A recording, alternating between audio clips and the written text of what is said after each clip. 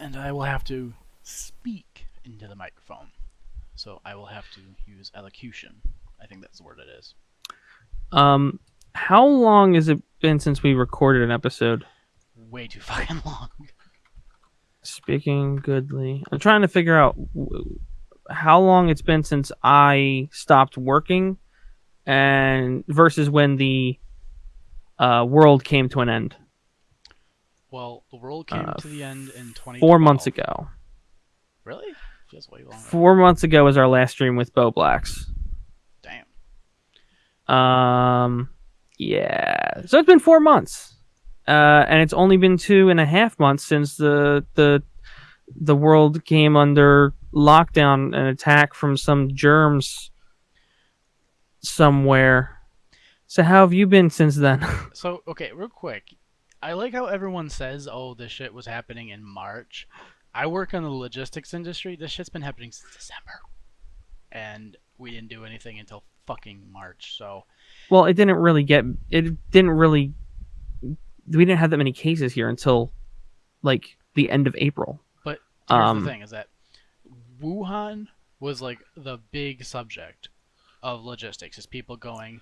There's a lot of people who travel during Chinese New Year, and it Mhm. happened to fall on like the third week of January, or the second week of January, to the Right. beginning of February, and there was this one graph that I saw, and I was blown away by it. And that says there's like 9 million people who use planes in during Chinese New Year in specifically the Wuhan district. And if ever there was a point to go, hey, there's an infectious disease that's crippling China right now, maybe we should take this seriously. It would have been in mid-January. Well, late January. I'll give a little bit of leeway, but everyone wanted to play the it's not so serious game, and I'm sitting there as a person who does overseas and shit, and I'm just like, come on, it could I have mean, been the sooner. outbreak started in November. Then, if you want to talk about when the outbreak started, It was no, it was December. The first confirmed no, case was in the end of November. Yeah. right. But what most people are referring to is when it started. They're referring to the lockdowns in the U.S. In what sense? I'm confused.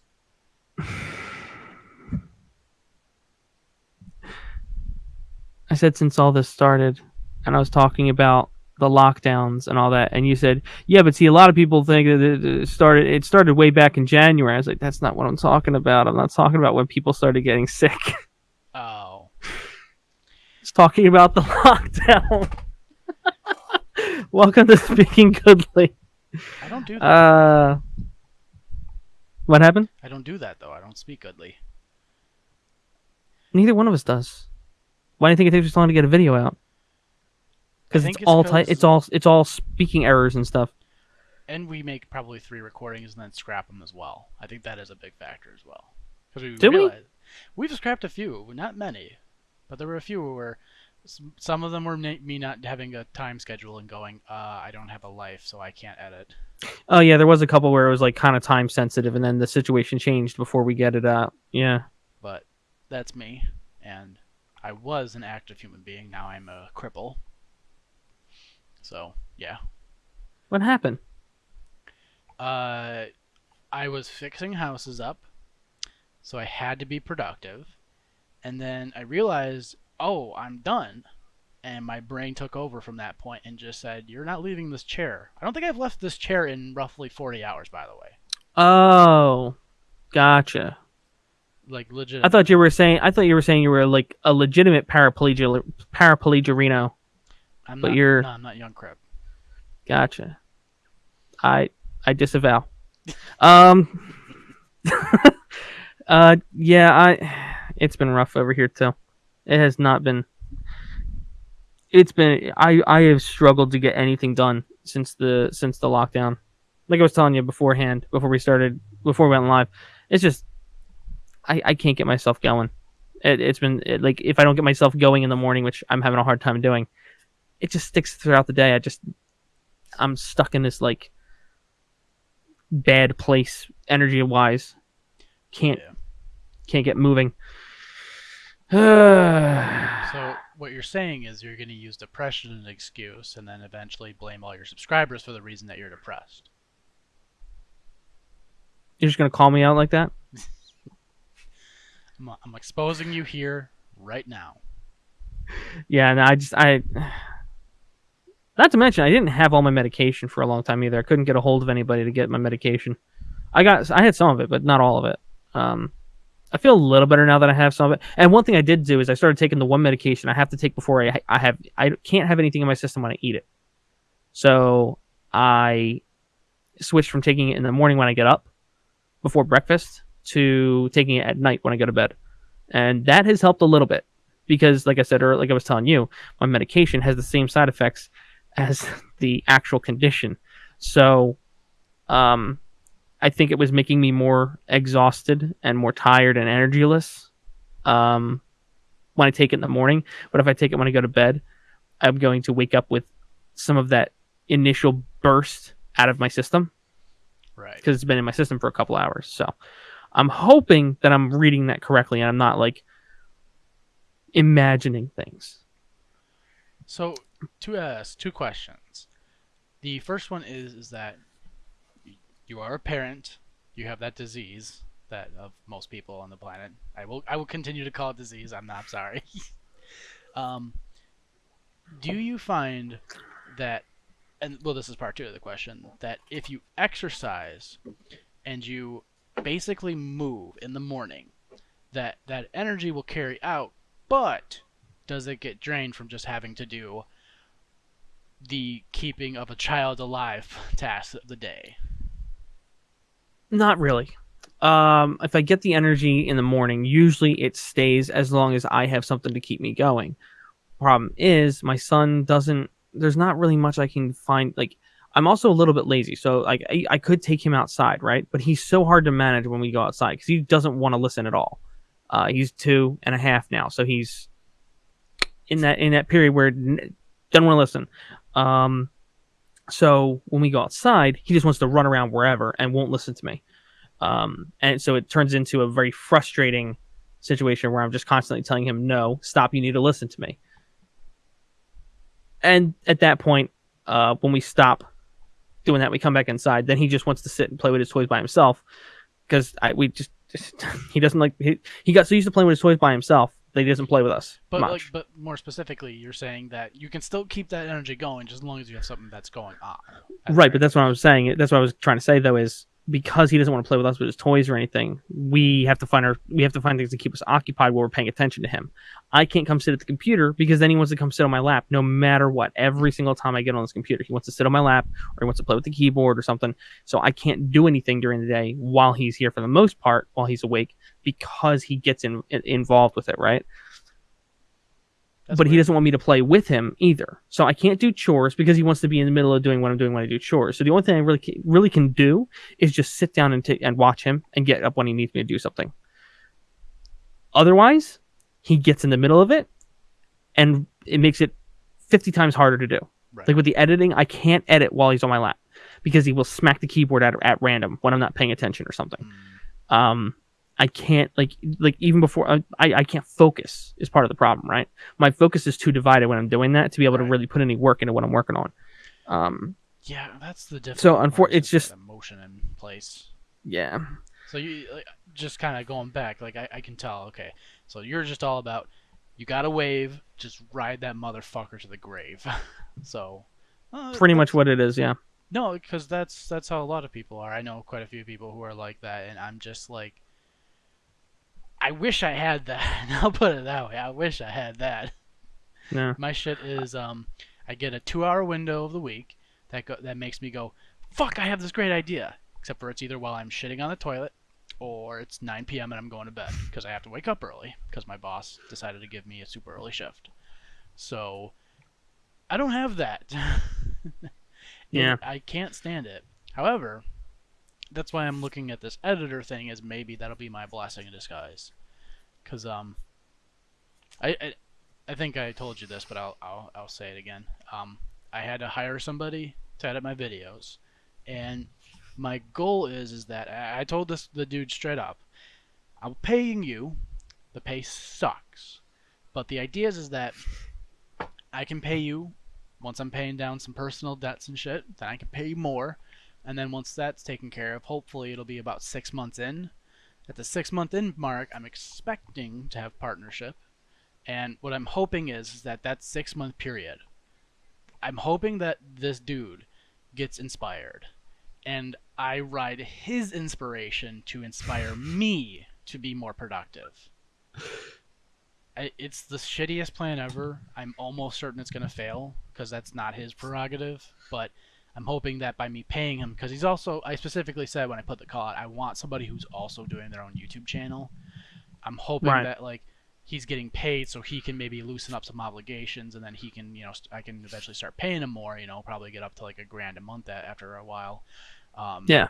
and then at that point, he'll be doing his own YouTube thing while also getting paid by me. So hopefully. But yeah, that's why I sit there and I'm like, I'd love to have your little wave inspiration. That's just so impossible for me. Um, how's your planning process been going anyway on your project? It's good. The biggest problem is that I just don't have my equipment with me right now. Uh, And so I need to buy more equipment, and I don't want to keep buying equipment because I just spent. Granted, I bought it through my health insurance. I just bought a standing desk, and I'm buying this exercise bike, so that mm-hmm. it's a sitting exercise bike that you can use and has a keyboard tray while I work.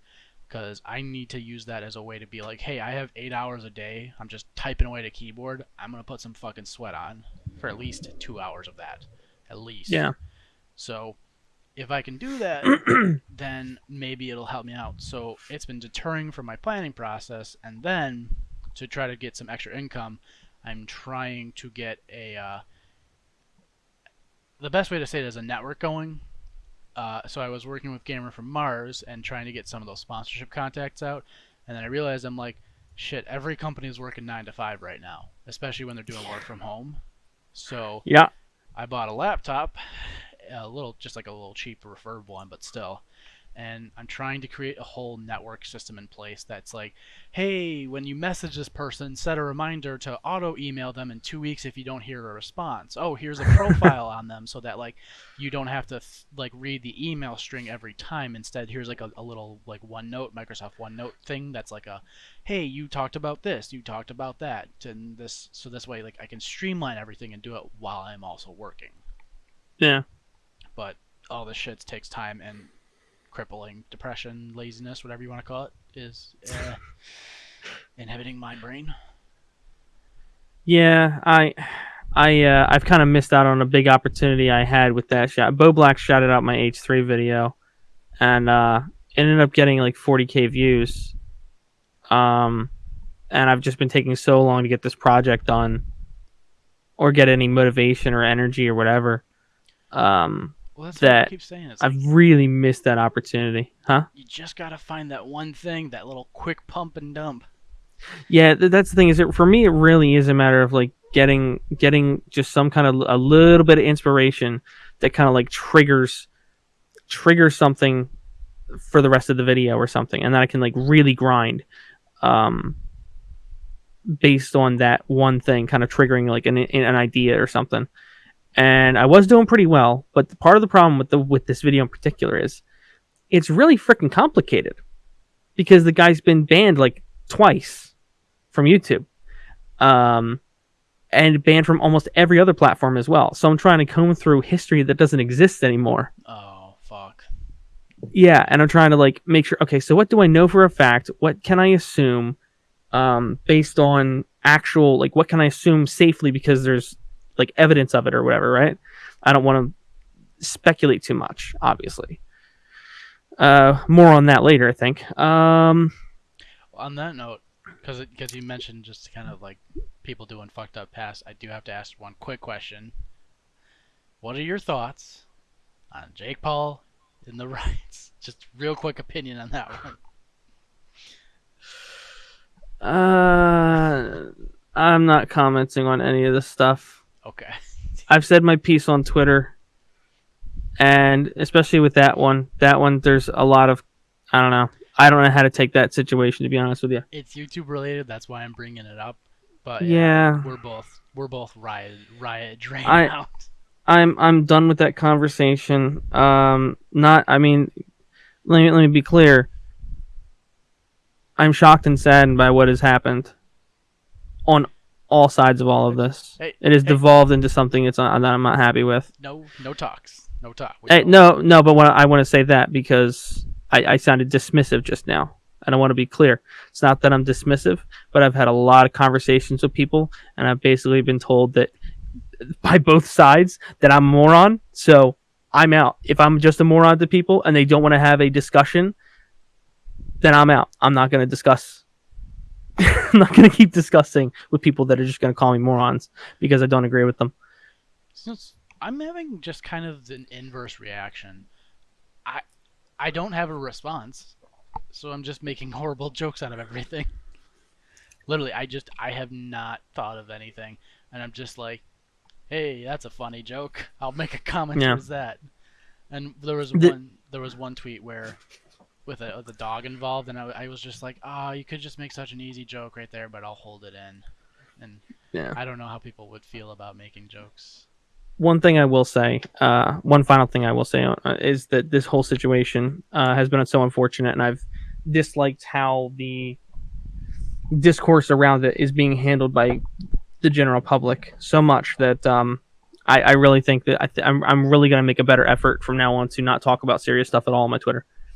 I usually like giving my perspective on things and trying to be part of a conversation when serious things are going on. But I think I'm going to just start tweeting less. At least I'm going to try to, because So let's just stay off it.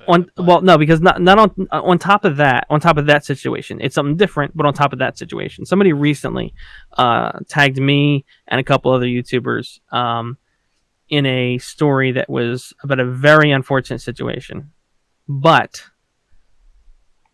it was something very, very, very serious.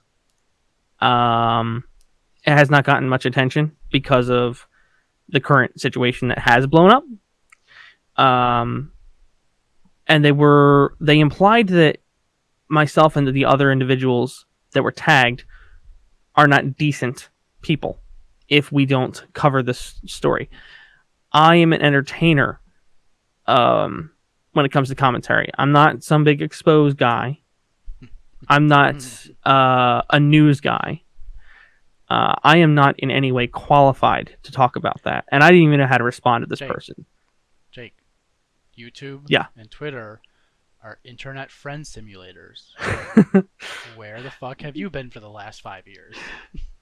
Well, it was just crazy. It was very it was crazy. It was interesting, and I didn't know how to respond to it, and I ended up just not responding to it. And I probably won't if people send me something that's like that, because if they send me something like that serious, right? This was like serious abuse. I have no information for this. There's nothing I can look into and verify. I'm not a detective, so I don't have connections that I can make phone calls or something, right? I have a small channel. Even if I made a video about this topic, it would go nowhere. It wouldn't, like, it might be the moral thing to do in some respect to make this video, right? But at the same point, it would do nothing for anyone besides the person that wanted to see me talk about it. So because like this is like the biggest thing about the internet that I despise has been taken over by, we'll call it millennials, but I don't fucking know what to call it anymore. But I I really wish we would bring back online bullying in the simplest of terms. The simplest of terms. I'm not even gonna explain this whole thing. You're gonna But campaign at VidCon for it? oh fuck, dude, do you know our? Can we please bully TikTok kids, please? Today we finally get to bully TikTok kids. Seriously, okay. Here's why. There's points that need to be made where like some validity to the statements has to be made, where one of the number one reasons for gun violences with young people these days is internet beef. Somebody posts something on Snapchat, Another kid sees it and goes bang bang ba bang bang bang. But here's the thing. That shit was always happening and it still is happening. So you need to teach people that this shit on the internet with the Kardashians and the Chloes and this shit, they don't matter. What does matter is the people who are around you. So when you live in this bubble that exists, and this is your little bubble that you've crafted, and you find out that somebody's poked their way into your bubble that you didn't invite, how do you handle that? There's a myriad of I answers. report them for sexual assault. How dare they penetrate my bubble? So, but your people around you are the ones that matter. I call Chris Anyone who Hansen. comes inside, oh fucking no, no. What are you, a grifter now? Fuck. I get Angry Slud Productions to investigate them. I stopped paying attention to the Chris Hansen stuff after the actual like Onision back and forth. Oh, you missed that one. I'll have to tell you about that later. You have to because I've been dying to hear about just this fall of Hansen. Oh, this. But Yeah. to finish real quick, is just you need to be told that to finish with people, real quick, name your sex tape. Rolling down the hill. So I think if you find out that the people around you do have problems, you need to, or I'm sorry, do you have this attachment to like this internet persona or this internet attitude or this internet friend? You need to be the one to talk to them and be like, hey man, they're not real. What Pussy Slayer 54 says on Twitter isn't real. Me calling you a bitch isn't meant to be you taking this seriously. This is you meant to be my friend. Because I can't, like, even as a guy who's not even in high school, the amount of shit that I see friends throwing online at one another because they live in this era of like, oh well, my rappers talk like this on Twitter and shit like that, or my fucking my Instagram influencers. It's like, no, no man, only the people around you care that matter. So I think you need to bring back some bullying to teach people. It's like internet friend simulator isn't supposed to be a real thing. Yeah, I don't know. It's just I don't know. Like the funny thing is like in regards to what I was talking about in particular, I do very different content than the people in question that were also tagged. It doesn't really make any sense that I was tagged with these people, except for the fact that I know two of them personally. Well, not personally, regarding the internet. You know, when it comes to internet stuff, I'm connected to them personally, myself. But they both do very different content than I do. None of my, I did a satirical news stuff for a while there, but those were all very clearly like SNL, like the Weekend Update style, Right. Storytelling. It was just a joke. It was just using a topical situation to tell a joke. The most serious video I've made in the last year probably is the Markiplier situation where his fans were being banned from the platform for spamming his chat like he said to. Aside from that, I haven't covered anything in a news style way. So it's just kind of it's a little confusing, disappointing, frustrating, and at the same time kind of I'm trying to think of the right word. So I have a question then with that. What Okay. would happen if you just did a sketch and you just decided to berate your own fans, your own audience? Just brutally berate them. Do you think then people would kind of get the idea that you're satire, you're meant to be a joke? Or is it because people feel like a connection you think like, oh well, he's doing serious topics, defending or I think beating up his iDubbbz answered mansplaining that for character? us. What did he say? Because now I forgot that. Remember he insulted his fans in the cuck video? And a lot of people were mad about that.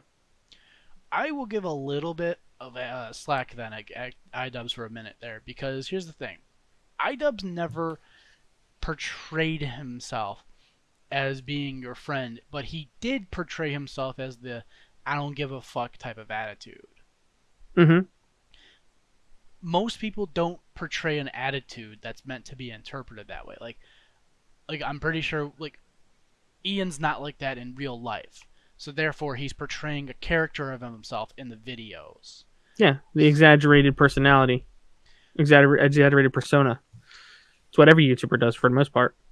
But does that necessarily justify him being like, or I'm sorry, not justify him in being like, hey, this was kind of my attitude in real life, and it unfortunately finally dipped into my personal life. You guys should learn to disassociate that. It's like, well, your entire, it's like one of those, what the fuck are they called? Like I wasn't saying anything negative about it.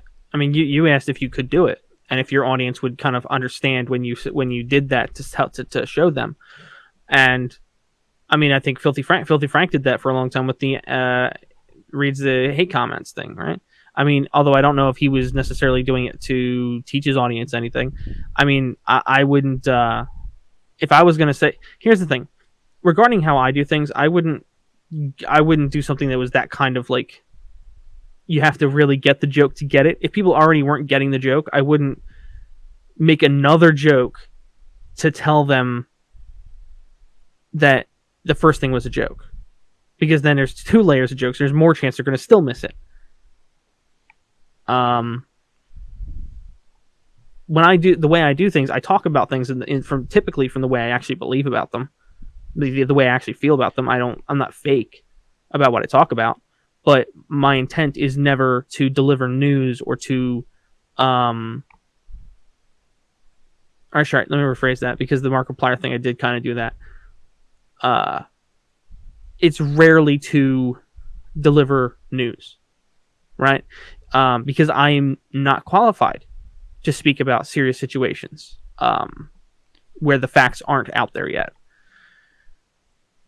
well, this is If I'm talking about the speculation about a situation that's going on or something, right? Like let's say like the OJ case, right? Well, that was serious, but everyone was speculating all over the place about it.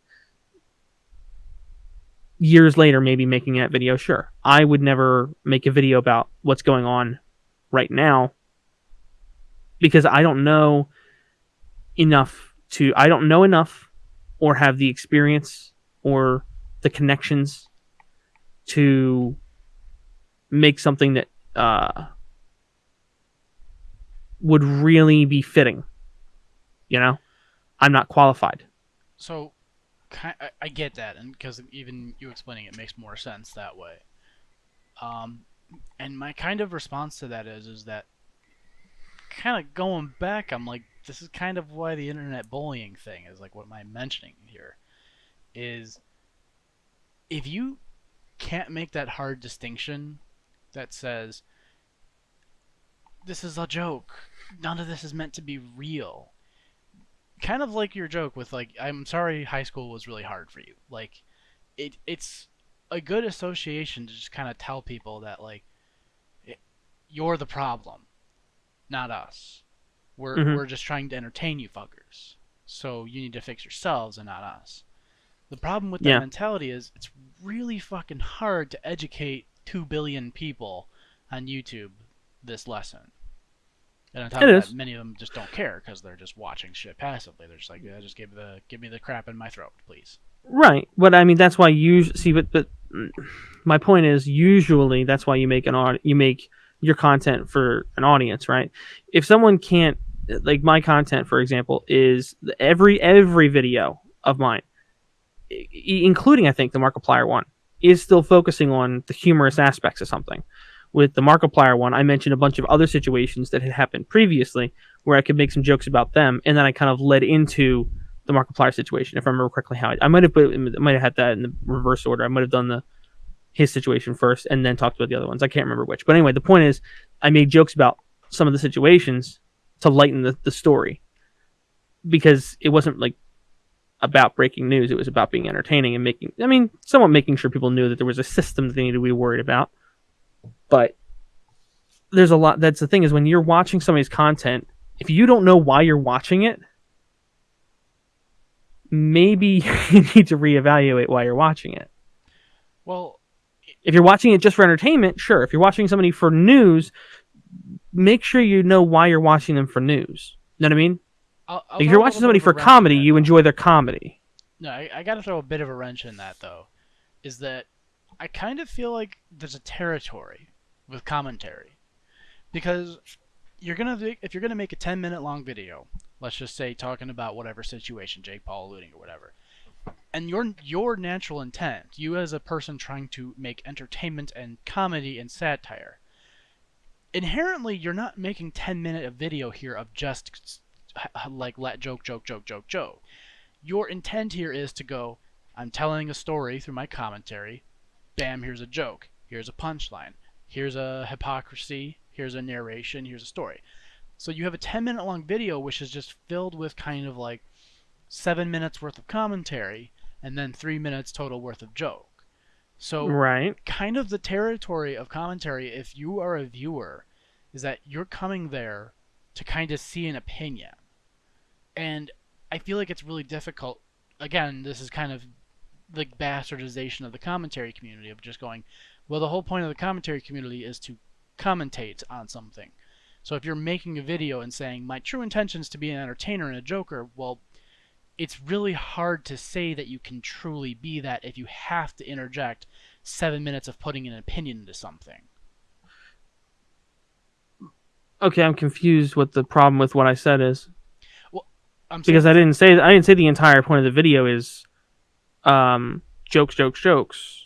but I'm like saying that the when a commentator is talking about something, typically they're not talking about something like abuse, like somebody that was brutally beaten, right?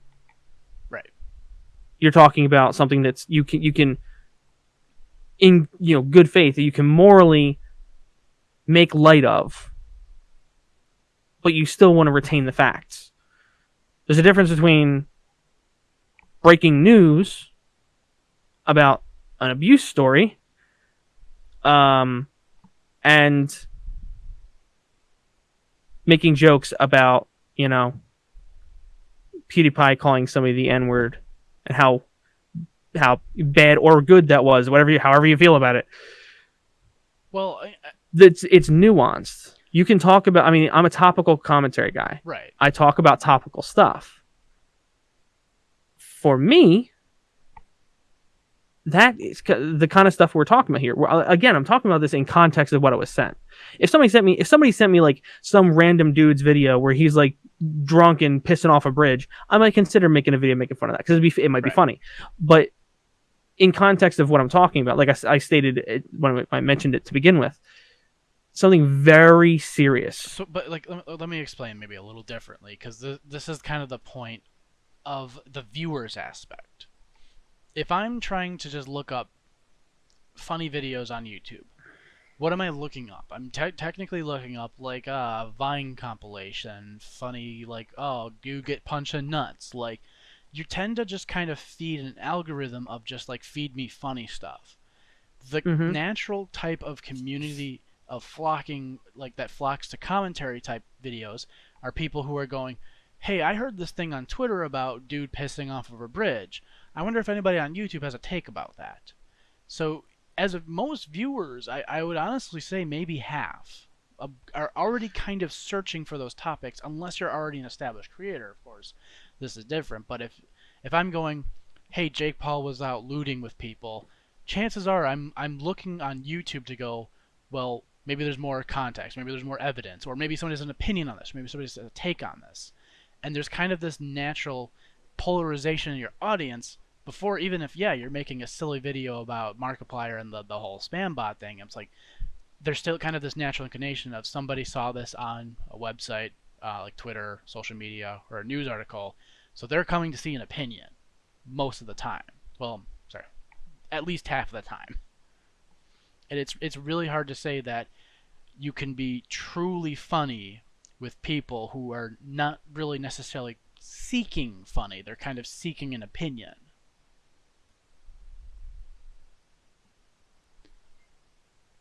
I don't know. I guess now I'm confused as to what the point of what we're trying to We're trying to what disassociate, like, end we're trying to get to. I'm trying to disassociate the viewers from being friends with the internet people. Like in my opinion, people shouldn't want to go to VidCon.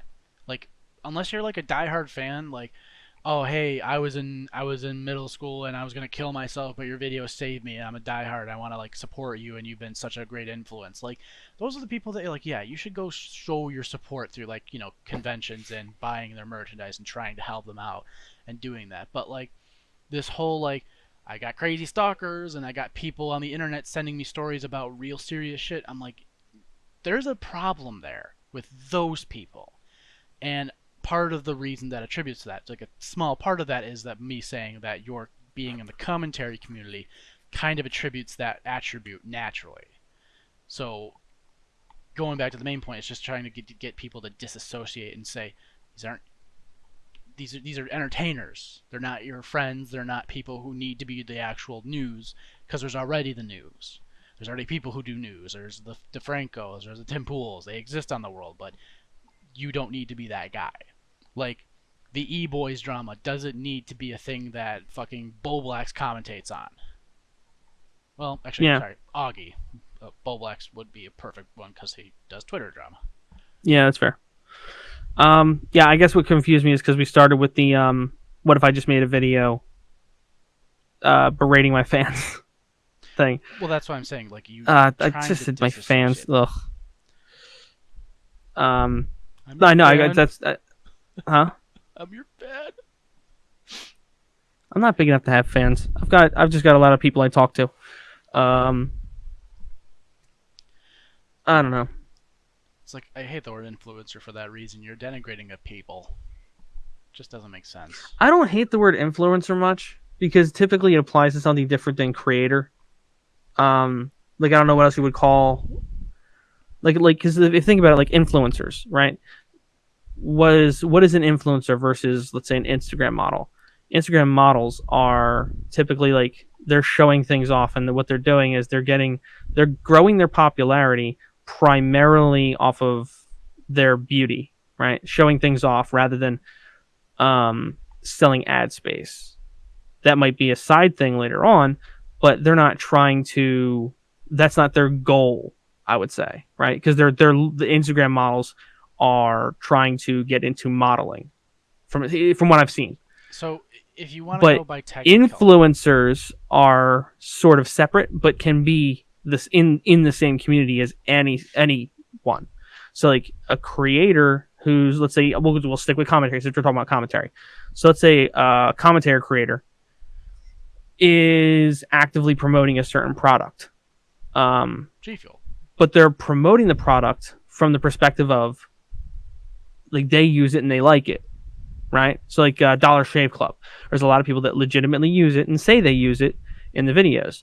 They're influencing. That is more of an influencer marketing, in my opinion, than let's say somebody just is sponsored by NordVPN, does a regular ad read where they don't necessarily say they use the product or whatever. They're just saying that exists. One is directly influencing the audience to believe that it's a good product by associating themselves with the product in the actual ad read. Influence, like whenever I see somebody that's an influencer, they do a lot more of that more heavily. So like on Instagram, every post by an influencer is sponsored, right? Every picture, every video is sponsored. There's nothing real. They're essentially a shill entirely, right? Make your money, but some people like that, it's like, okay, well, your entire profile is just dedicated to just pumping out ads now. I mean, You're not a personality anymore. I agree. When it comes to with Instagram, when it comes to like someplace like YouTube and creators and stuff, it's a little bit different. So I mean, maybe I'm wrong about how those terms work, but I would go by what I would call ascribing intent. Because if you're making videos, if your goal is like, oh, I love doing cooking videos and that's what I've been doing, and then I found out that the money was really good in the cooking industry and the cooking videos, so then I decided to start really pumping those into my videos. I feel like influencer is kind of is an ascription of what you intended, to my take. So you were making cooking videos, and then you just found out that you could actually sell ads and sell products as well as making your videos. Whereas somebody like a Mm. model, I'm like, there's kind of an intent behind that. Their point is that I'm trying to sell my body, and then I'm throwing products on here because I'm selling my products with my body in some way. And Right. And by the way, I just realized I wasn't totally clear. Let me just clarify real quick, because like you're that's what you're saying is pretty much kind of where I'm at. I okay, might be just wording it poorly. Because I wanted to be clear that obviously if you're an influencer, you could influence other things other than just advertisements for companies and stuff. right. Um, Killer Mike is an influencer. anytime you're pushing a concept or an idea to an audience, you are influencing them. I just for some reason for some reason when I was saying it, I was trying to use the fact that there's like the thing you think of most when like you think of influencers. It's usually companies referring to people as influencers because they're Right. people that they can buy with ads and things like that. But You can buy anyone people can now. be an influencer. Fuck. Anyone can be an influencer. It's just usually um, tied to people with a lot of an audience that they can uh, use their perspective to influence their actions. Right. No, and that's a big thing about like any marketing class you take. They try to always talk about that. They call them social impact leaders or social leaders or impact leaders. Some bullshit name. It's influencer. So they got an even more cringy name for it. Oh fuck yeah.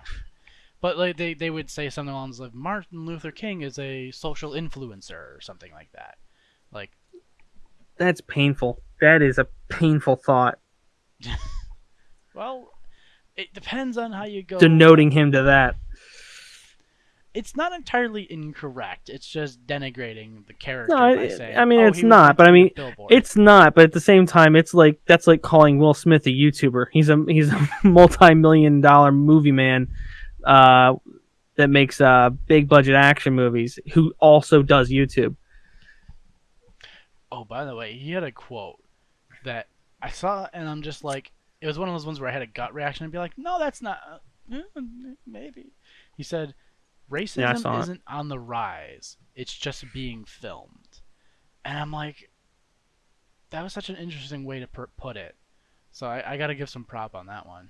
He's See, an it's weird because inspiration. I've never heard anyone say racism is on the rise. I hear it so I mean, I've much. heard people say that racism is going away because, um, like socially, people of all races and genders and everything else are generally considered to be more accepted. Right. I don't know. I feel like we see these things more and more frequently, despite um, more and more action against it, and more and more progress. Not more and more progressive, more and more progress being made in that front over time. I, I think part of the problem is that as we go on, we're just seeing more of it, right? Because here's one thing I saw. I actually saw somebody on a live stream or something earlier today, saying that regarding the and I don't want to really bring it up, but regarding the current situation, regarding the fallout surrounding the unfortunate demise of Floyd, George Floyd, they were wondering why there wasn't any stories about the peaceful protests and the people that are doing things the right way that are being aired on TV by comparison to the riots and the negative.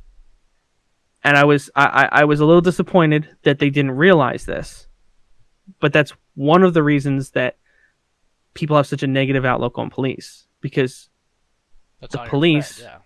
you all why would the news show you the positive? Why would the news show you a police officer pulled over a man and everything was fine? They talked, they resolved the issue, and he went on his way. There was nothing. Why would they report that? They're not going to. Why would anybody that records a situation like that upload it to the internet? They wouldn't. So I'm gonna throw out a thought that I haven't fully finished elaborating on in my own head, but I feel like this is honestly like a key to the universe. We'll call it, quote unquote. It's a terrible key to the universe. It's like it's opening something in your brain, which is the coronavirus is a good example of why this is a huge problem. Is that I don't understand debt. Debt as a concept is weird. You sit there and you realize that wait, you can take out money without having money. Wait, I don't have to pay you. Like I can buy a car, this vehicle that is a human feat of ingenuity, and drive this around without having spent a single cent of my own money. I just have to pay you back in small increments. And what you come to realize is that that's what the entire US economy is us going, I can pay debt at 2% interest rate, or I can gamble and try to make 7% interest rate on my money. That is the entire US economy. Now, how it translates is that when you look at any facet of anything, it is the same system. It is people going, we benefit now by taking a bigger risk now than paying off our debts and being stable. In the case of the news, we take less risk. We take on more risk, pumping out nonstop. Like, here's a story that's going to get you pissed off. Here's one that's going to get you mad. Here's one that's going to fill your heart, and then we're going to go back into three more that are mad. But what you come to Yep. find out is that, oh wow, nobody trusts us anymore. We're losing this gamble with the government. Oh well, people are really hurting and they're losing their jobs and they're not getting their money. Well, let's just wait and see. And now we're seeing people stir crazy. People fucking sitting in their house all day. People are losing their jobs en masse. And they're sitting on their hands. They're taking a risk and it's not panning out. And now we have situations occurring in the roads of the world we'll not discuss. But when you Yeah. realize that anyone who has an incentive to make profit over blank, doesn't matter what the blank is, you are taking a risk. And it's like I said, I haven't fully thought this out. I can't really fully eloquate it to like, but that's almost entirely what the western hemisphere of the planet thinks. Now you look at Hmm. somebody like China. China, every action that China does is going, we plan to still be here and dominant in 100 years from now. Everyone in the Western Hemisphere is going, tomorrow I expect to be richer, and if I'm not richer tomorrow, I'm gonna have some problems here. So we're pumping the fucking steroids in our lives, trying to get further and faster, faster, that we don't know the damage we're doing long term. And Yeah. it translates to everything when you really look into it. Like I said, not fully thought out yet. It's still a work in progress in my brain. I gotcha. Yeah. I mean, I don't know. Like I said, I mean that's just things I've never heard it put the way that quote was from Will Smith. Um, I've heard people say it the other way around. That's why I was curious. I don't know. Well, like I can't fathom how Trump comes on and says fake news 800 million times, and I can't fathom the person who's a news reporter and is shocked that people don't like him. Because not only does Trump say it, but you pumped garbage down people's throats for years on end. So you have one side saying you're bullshit and you have the other side saying you're bullshit. What's left to assume other than you're just in your own selfish ways trying to benefit yourself for tomorrow? You don't care about Yeah. 10 years down the line. You don't care about race relations. You don't care about having people in a stable set of mind. You don't care about what the truth is. You care about give me that hit a steroid. Mm-hmm. Yeah. Crap! I just lost it. There was something I was gonna say. Yeah. I don't know. It's dang it! I really wish I could remember what I was gonna say. Um. Oh well. Yeah. I don't know. It's. I mean, it's a shame. Oh, it was about Trump. It was the because you reminded me. He made that one tweet where he was talking about when the looting starts, the shooting starts, and that pissed me off. Somebody Like said that was like a segregationist quote. That kind of freaked me out a little bit. the way he would have put it in quotes. He's smart enough to do that. He's an idiot, but he's smart enough to do that. He tried to clarify later, and that was not at all what his reasoning was. He said he was referencing specifically. He was referencing some specific situation. I don't know. I heard that and I was like, that sounds like like I would call I it a think he. coincidence more than anything. We'll put it that way. I can't remember off the top of my head, but I believe he tried to say that he meant like if people start looting, they're going to get rubber bullets, which doesn't really add up. I, I don't even want to talk about that because here's the thing. Twitter isn't a human conversation, so why are you taking it at that value? Why I if any news reporter, I do this as a personal means to really kind of ingrain it in myself. If any news reporter does a story and they show Twitter responses as, oh, these are what some people have to say, I'm done reading the article. I pull out immediately. Well, I mean, if you're just going by like general public statements, yeah. But if you're talking about a specific person Even in Trump. reference to a situation, if you're talking about a person's statements about a situation, that is actually tied to the situation, it's of merit. Oh, it's of merit. I don't doubt that, but you can't sit there and say 480 or 240 characters is enough to have a cohesive, decisive argument that narrates every point I'm trying to get across to you.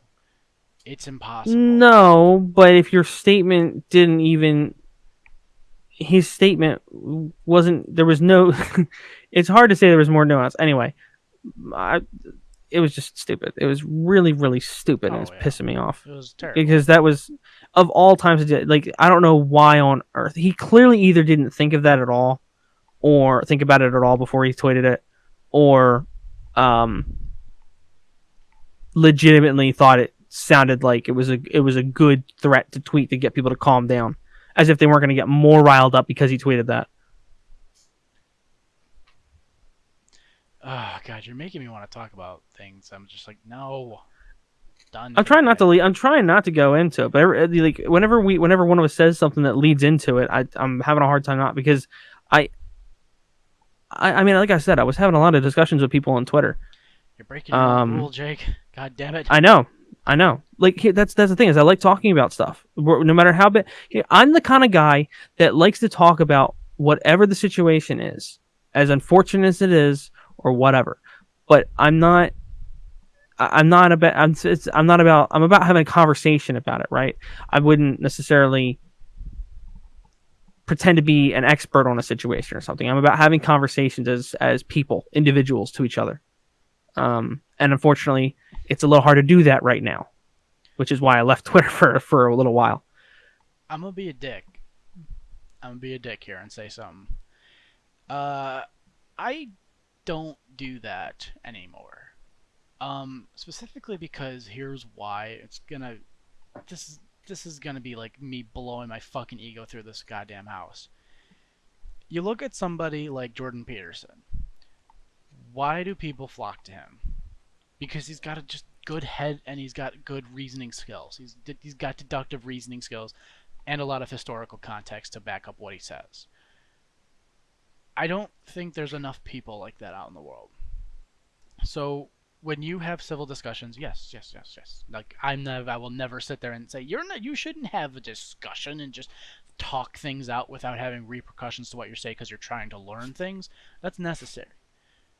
But I think there's too many people out there, and I don't know, man. I just think that we're at a point where it's like, this is the one thing with the riots I keep saying over and over myself.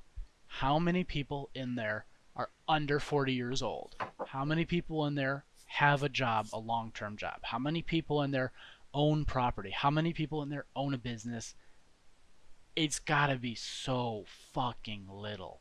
And one of the things that actually I was really happy about, because Killer Mike actually said this, and I was like, holy fuck, this actually clicked a huge thing in my brain, which is that you have to beat people in the voting booth, which is number Yeah, one. That's the blanket statement everyone makes, and this is the second part: is that money doesn't buy you happiness, but money can buy you power. And he was talking about apartheid in South Africa, and I don't really, I'm not gonna make his statement exactly verbatim. You got to do it. You have to actually look it up. But he said something right. along the lines of the South African government wanted to vote in apartheid, And Pepsi or Coca-Cola, whichever one or something like that, realizing the negative effects it would have on their business and their profits, petitioned the government and said, if you do this, we are taking our business out of here. Destroying businesses and destroying the local economies and the people who've worked to make those things, all you're doing is making sure that the people who have power have more power. So, me being a property dude and trying to start my own businesses, I see the value in that power of being like, I created something, and if somebody tries to fuck with it, I'm gonna have a fight back in this regard. So looting, rioting, protesting, I just can't fathom to see these be as effective as being like, I own shit, so therefore I have some sort of a say because I own shit. Now you might Yeah. go like that might be some white shit, you know. People always like to make that like, oh, that's some white racist shit right there. But I'm like, could you imagine right now if in Minnesota, like the city where the incident occurred, because I just there's so many cities that are protesting right now that my brain's fucked up. If all of the big businesses, all the big retailers, literally said to the government, "You need to change this, or we're pulling all of our businesses out of here." Could you imagine how fucking fast everything would change? Immediately, within weeks, the governor would be on there fucking every day, being like, "We are not losing our businesses. We're not losing our tax revenue. Oh my god!" And I see that power, and I go, "We need more people who have that, not fucking ultra rich and wealthy people." And the thing is that anyone can get to that status. It's so easy to get to that status if you have discipline. I will caveat that real fast. It's so easy to get to that status if you have a discipline. Yeah. Like for me it's property. Like I don't I'm not the investor, but I fix things up. I understand how to fix shit. So I fix shit. I understand the concept of like entertainment, so I'm trying to prop up entertainers and marketers and advertisers. If you were a plumber and you're a master plumber, like you can use that power to start a plumbing business and prop up other people, and then you have power. I I can't see just me being mad in the streets because I have How twenty serious this thousand. episode got. What's that? I said I hate how serious this episode got. Yeah, I mean, it doesn't help that I was trying for like an hour to get my son down before we started recording, so I was probably just agitated going into this and not. I don't know. I'm like, I love deep philosophical conversations, and I think at the end of the day, if you say something topical and somebody's mad at it, I don't care anymore. I've never. Well, on top of that, I feel like I just haven't. I feel like I haven't really spoken clearly or explained myself properly tonight. I feel like you have. I mean, Well, there's a couple things I said that I feel like I need to clarify, but I'm not going to bother going back. But I don't know. It's just I don't know. It's just one. It's just a weird. It's just a weird night. It's just a weird week. It's hard. nobody's happy.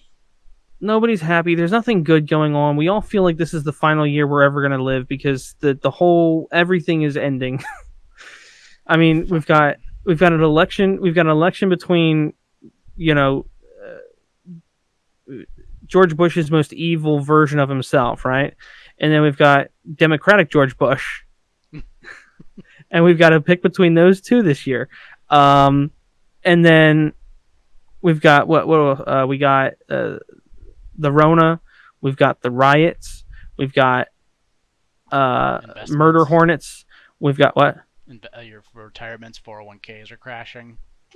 Yeah, the stock market is crashing. I mean, I'll be honest, the stocks I have right now aren't doing too bad, but they're still not where they were. Yeah. I'm still not in the green. I'm still in the red, as opposed to before all this, all the Rona stuff started happening.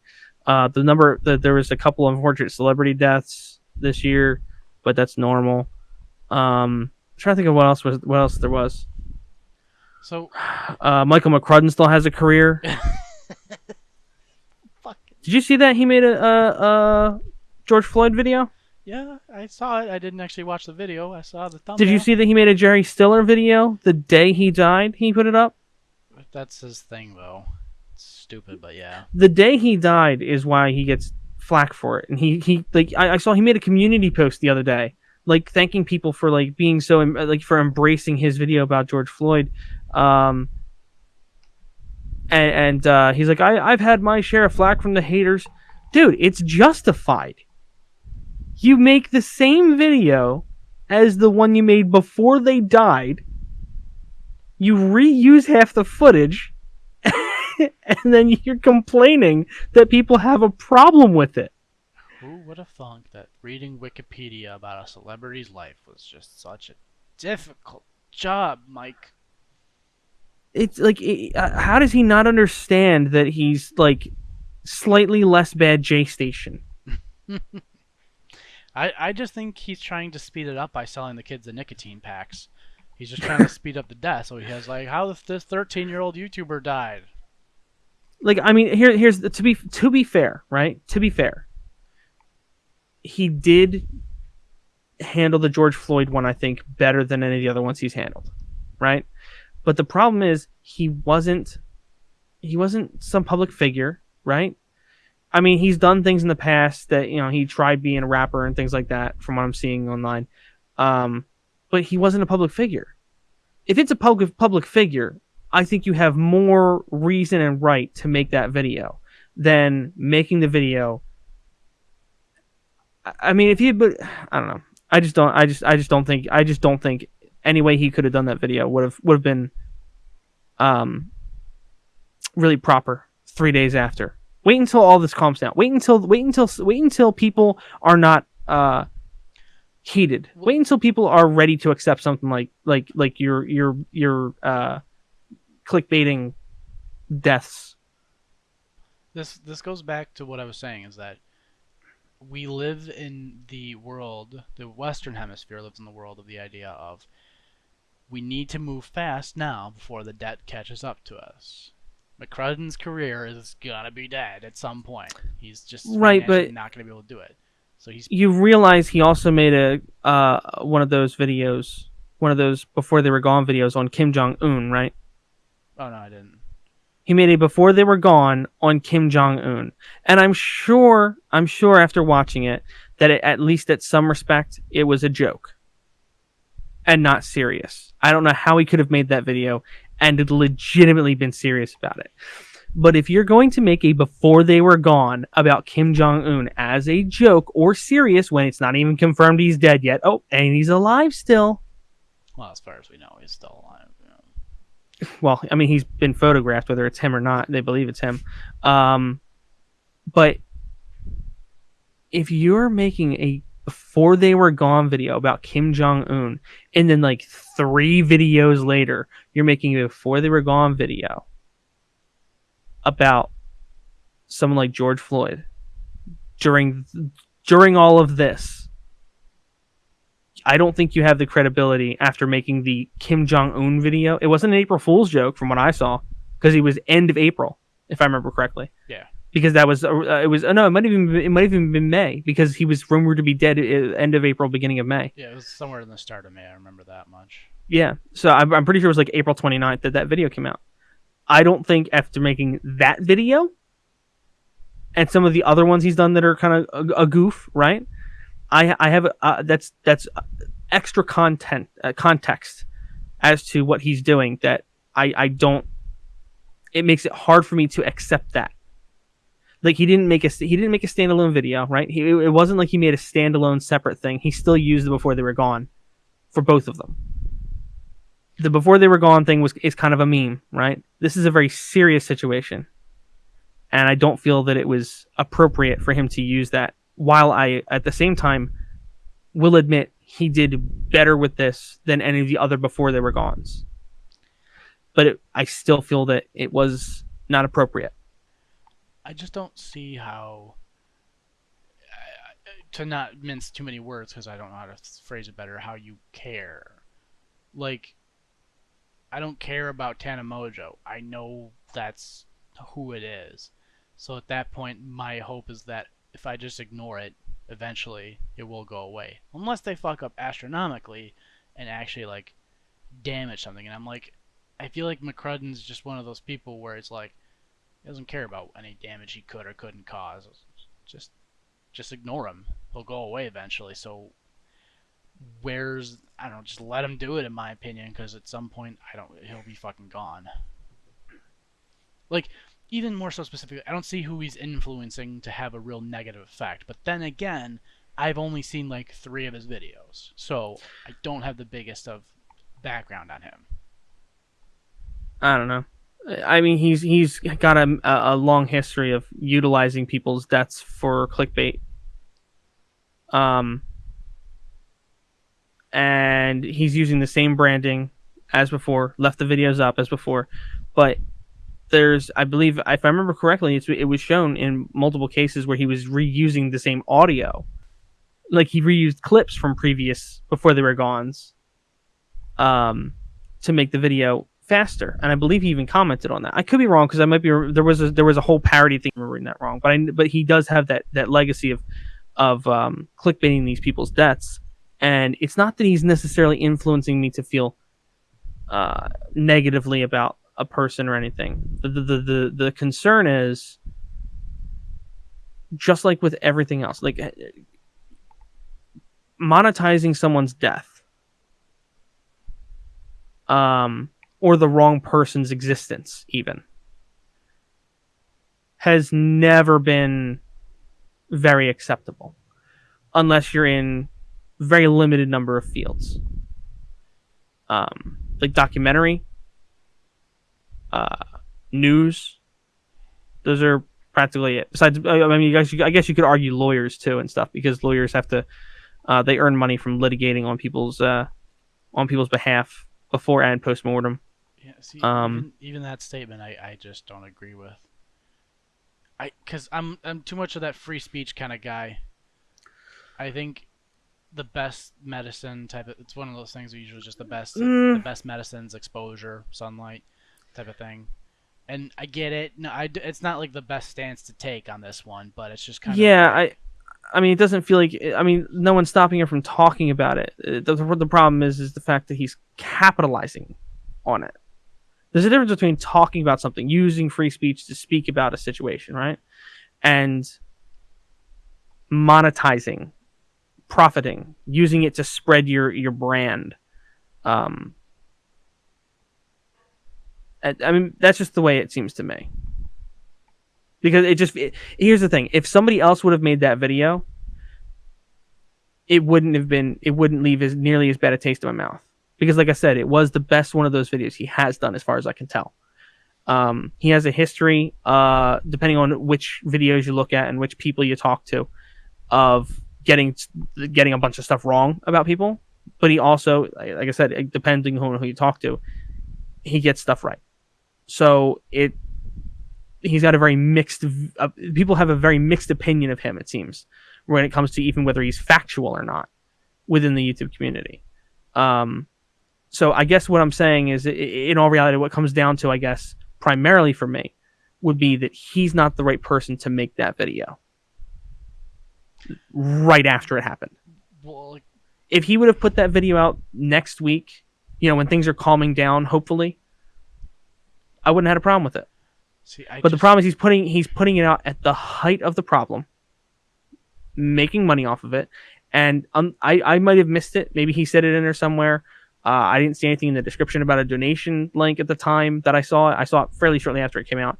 Um, Maybe I'm missing something there. I was kind of doing a couple of things at the same time also. So admittedly, like I said, I may have missed something in there about a donation link or that he was donating the profits or whatever. But that's very out of character for what he's done in the past. And I don't know. I cannot get behind somebody who has a history of doing that stuff for the wrong reason, doing it, especially now regarding such a specific and unfortunate situation. so like there's only one thing you said in there, which I was like, okay. I mean, it is your opinion, obviously, but like, there's only one thing that I'm just like, I have this problem all the time of just going, who's qualified then? Because if you're taking a morally, an emotionally charged subject, there's nobody qualified to make that statement, to make that delivery. if your best implication is to go, well, somebody like a professional news anchor should have done that, or somebody like the coroner, or like when they were making the mention, or some public spokesperson. It's like there's nobody who can make that announcement and do it right. And to kind of put like any one person is saying like, oh, you can't do it because you're Michael McCrudden for this exam for this. I don't necessarily think that there's anybody who could do it correctly. So You don't think that a track record plays into that at all? It factors at all? it, I mean, he's best known for clickbaiting people's deaths. well, Doesn't that seem a little bit more? how could you say he's clickbaiting people's deaths if they are actually dying? Unless it's the Kim Jong Un situation, they are actually dead. Like I said, he goes in and just makes this little brief thing. Like you even said yourself, he just goes in and reads the Wikipedia about their death. Yeah, there's people who exist on the platform that basically use a bot to make children's horror porn is the best way to describe it. It's literally just Okay, people who make bots that make this terrible thing that children consume on the daily. It's like I don't support it, but it exists. So the best thing to okay. do is just shine a And light. I'm saying I don't support I'm confused. I'm saying I don't support McCrudden making Yeah. these videos like that. And you just said, and My you thing is used an analogy of something you don't support, who would be the person but that it can do that exists. video or do that delivery? There's nobody. So if you There's here's no, because here's the thing. For example, look at Wavy Web Surf or Wang. These guys have a history of diving into these things tactfully, and they're not jumping into things that are super offensive or anything like that. Like they're right, jumping into things at an appropriate time, right? His history and how he executes on things. I'm not seeing, like I said, I don't necessarily like this video that much, but it is far better than his other ones. If he wouldn't have put it out during the height of this, it wouldn't come off nearly as insensitive. But it comes off as just trying to profit off of somebody's death. If there's people out there selling T-shirts of the guy, I'm not cool with that. If there's people out there like trying to use things he said or done in the past, I mean, there's people that are tweeting things from his past that I don't agree with either. oh yeah, that's a stupid thing. There's some really really unfortunate stuff going around about this unfortunately demised person. So kind of going back a little bit in the argument then, because this is one of those things where like if people didn't want it, they wouldn't consume it. So people will make a T-shirt with George Floyd's face on it, and they're trying to sell it, and they're just People pocketing the concern people consume candy corn right. and fruitcake. But does that mean we have to like attack the people who make it? Granted, you're not attacking. I'm like that's me being hyperbolic. Sorry.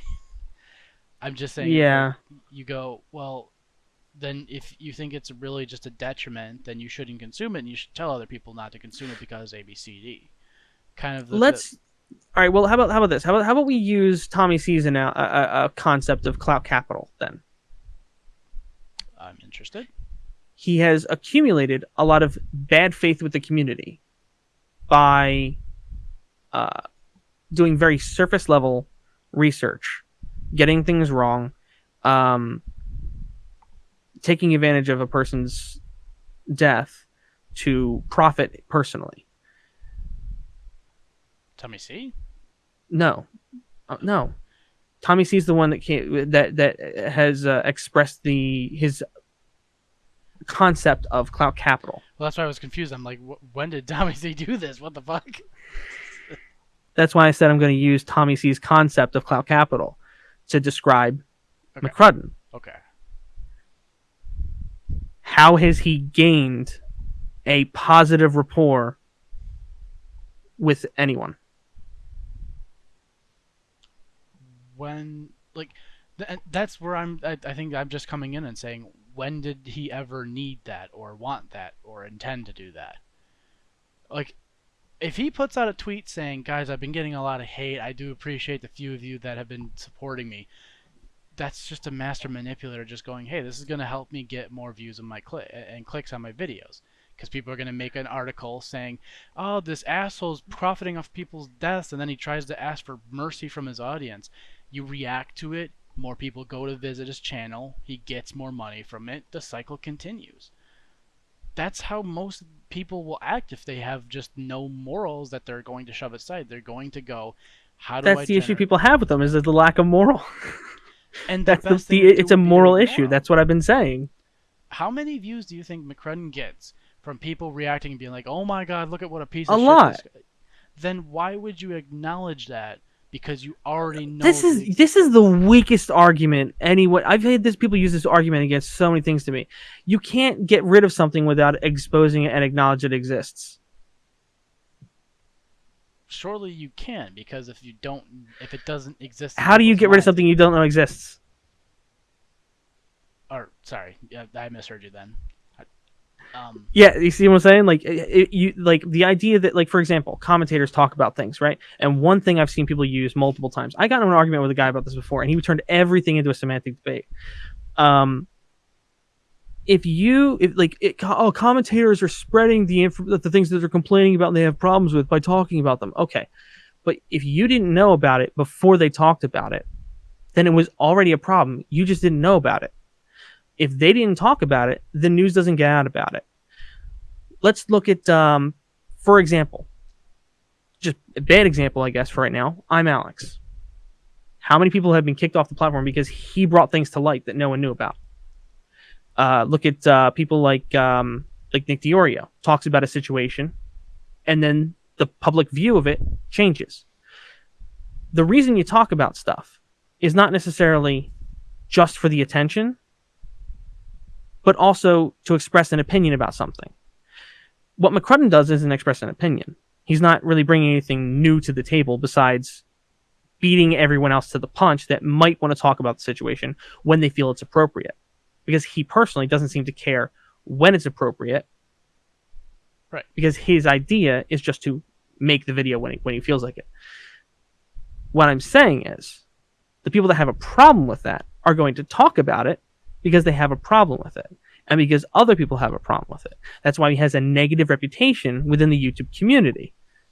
I'll give you a little bit of leeway in saying yes, I do agree with that. There's one thing about it though that I just don't know if you see my perspective on, which is the moral the moral scales between good and evil, we'll call them. Once an individual's crossed that scale into evil, that's when I'm saying, okay, we're put out into public knowledge that they are evil, just ignore them. Think about even Chris Hansen. Is that Chris Hansen is a most unilaterally loved individual on the face of the goddamn planet. And then he comes onto YouTube and gets basically exposed as being like, oh no, he was actually just kind of a grifter all along. You've shown the light on them. You've taken the moral equivalency of going, well, they were good, but we've actually come to find out they were bad. What is there left after that point besides waiting for them to break the law or actually commit something heinous like an assault or something like that, in which case you actually can do some sort of damage as a recourse back? There's nothing you can do really. But the problem is a matter of growth, right? So if somebody's going to have repeat actions, like continuing to do the same thing, but you're never going to show growth, then why would anybody give them any leeway? Chris Hansen, nobody's let up on Chris Hansen because he's continuing to do the same thing. He's just moving. Now he's starting to move into other stories. It hasn't changed. Nothing's changed. But I mean, if anything, he has less reputation now in the community. He's continued to lose credibility with the community. Normies still believe in him, but more and more people every day are finding out all the stuff about him. McCrudden, as his audience grows, so does the number of people that are calling him out for stuff. But if I were to like look up McCrudden exposed or McCrudden, like one of the top tags is going to be videos talking about how big of a piece of shit he is. There's kind of already that like dirty tag tagged onto his name. Like anytime you look up Toby Turner, there's the stories that have been told. Like you can't look up these names without finding other information of like, oh, they're a piece of shit. Like one of the things I do when I shop is I shop for a product and I look at reviews, and if I see reviews saying, oh, don't believe these reviews on Amazon because they're bought off reviews, I've kind of already morally put them in a morally negative equivalency, and I feel like that's something that many people have done to the point where unless there's some sort of new wave of people that are coming in, then yeah, like yeah, you need to educate the new wave of people. But if they already got the picture, they got the picture. How do you feel about heroin dealers and people that rob others? Heroin dealers specifically, as long as they're not, as long as they're not like bringing it on to people, I don't give a fuck. Okay, let me rephrase that. How do you feel about repeat criminal offenders? Uh, I don't feel like that's quite the same, but I'll give it a leeway on No, no, saying no. It's the same. The concept. Somebody whose repeated actions continue to get them in trouble for the same reasons. you just have to systemically look at what is causing that. But here's the thing, But but you'll still see articles reported about people who continue to do the same things. right?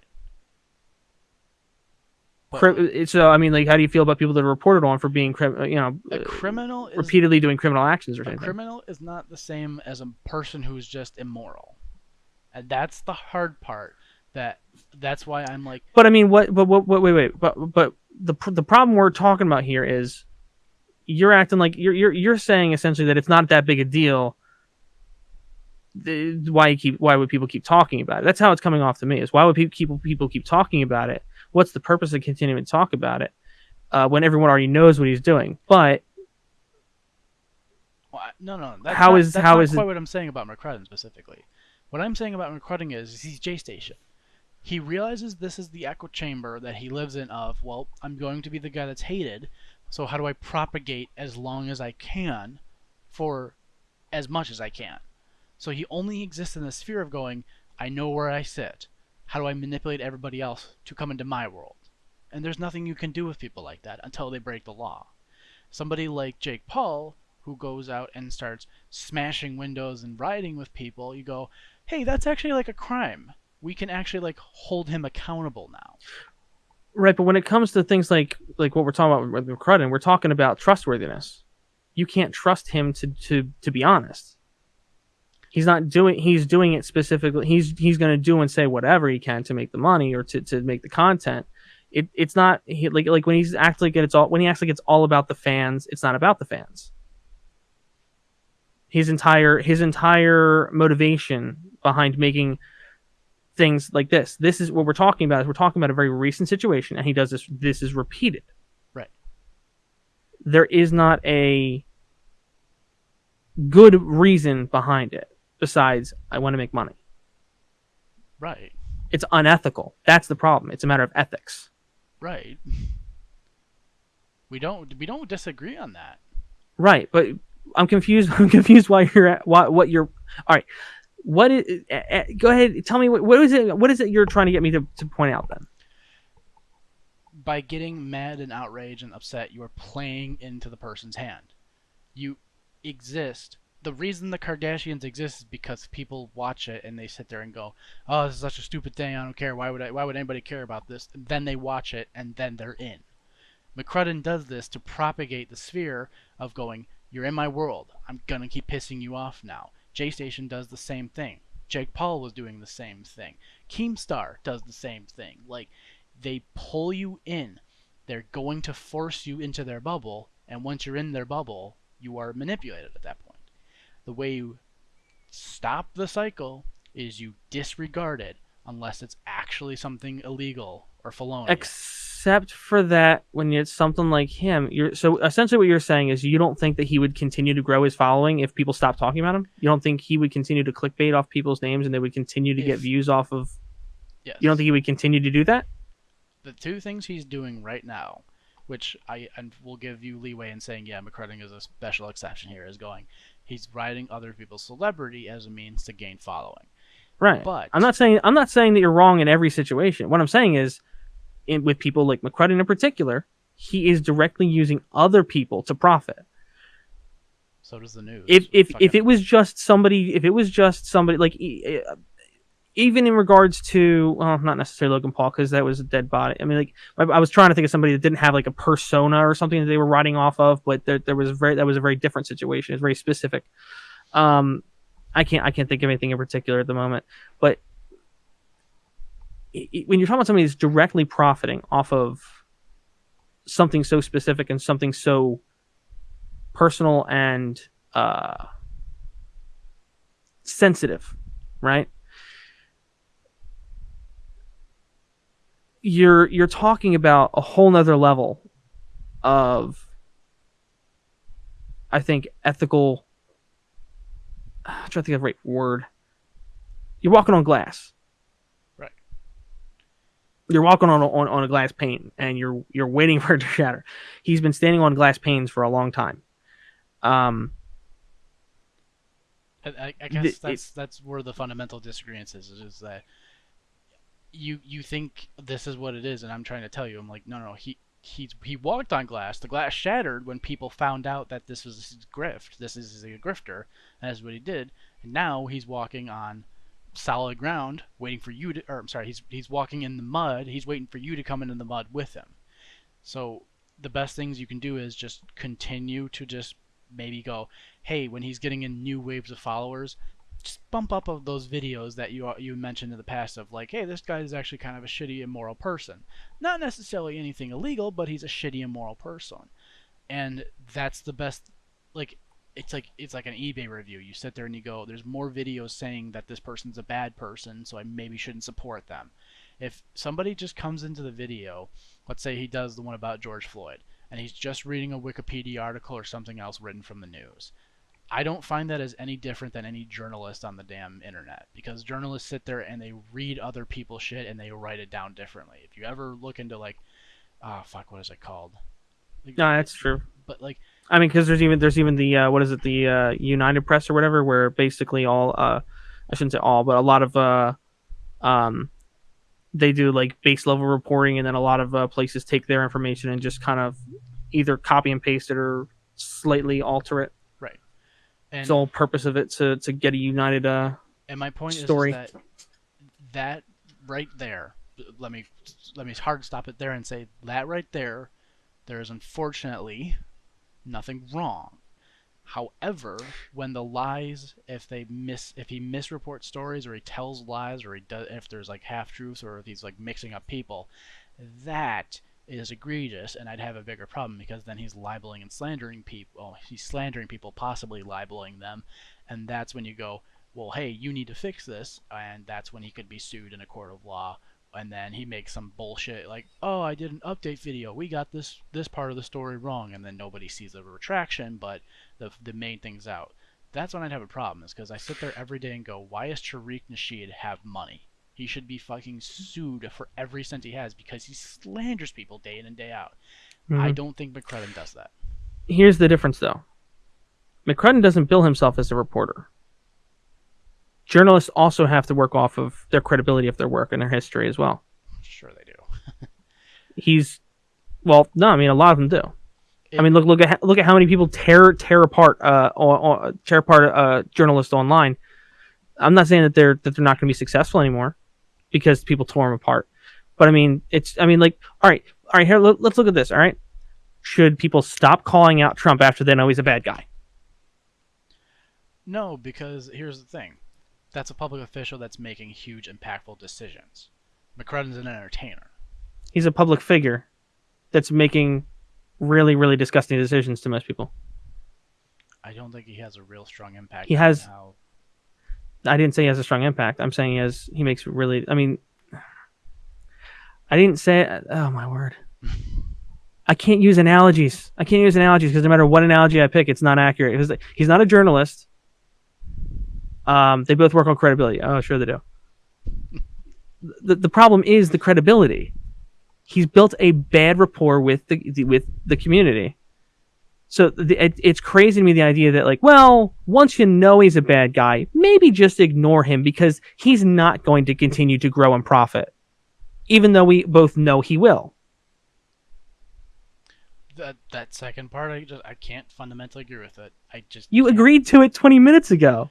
That he's going to that he will get new continue to grow audience. because he clickbaits people's names. He's He's riding their popularity, fame, and followers. But you do something simple and you just go, okay, come watch the video, dislike it, maybe leave a comment, and then walk away from the video after 7 seconds in, because that way it actually damages his view time. I'm like, if that's the way you want to make an impact, that's the best way you can make an impact.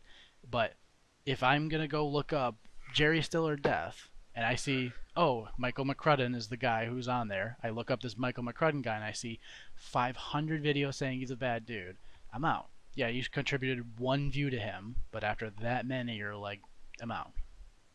Unless you're an algorithm fed slave, in which case maybe that'd be a different story, but I'm not, so I can't exactly relate to that. I mean, I don't know. For me, I don't typically get somebody's video on my feed where they go over a bunch of stuff they've said or done, and then go and watch a bunch of their content unless I'm going to verify what they said. Why don't we wrap up on I don't, this? I don't know why anybody else would either. Why don't we wrap on this? What are your opinion on meth dealers? Do you like them? Um, Do you once dislike they're, them? huh? Do you like them? Do you dislike them? Not a fan. Not a fan. So my question then, to follow up, is if I'm a meth dealer and I sell an ounce of meth to another individual, they go home and smoke that meth and they didn't leave their house and didn't hurt anybody. Who got harmed in that transaction?